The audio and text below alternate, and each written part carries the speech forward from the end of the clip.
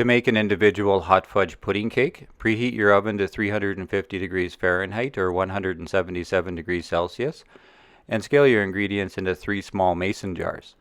In the first jar, scale 15 grams cane sugar and 3 grams cocoa powder. In the second jar, scale 10 grams melted butter and 5 grams of vanilla extract. And in the third jar, scale 10 grams whole wheat cake flour, 10 grams brown sugar, an eighth of a teaspoon of baking powder, and a pinch of salt.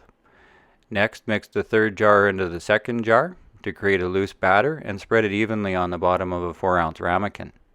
Next, mix and sprinkle the sugar mixture from the first jar over top of the batter and pour 30 grams of boiling hot water over top. Then bake the pudding cake for 20 to 25 minutes or until the top looks like a decadent brownie floating on hot chocolate fudge sauce.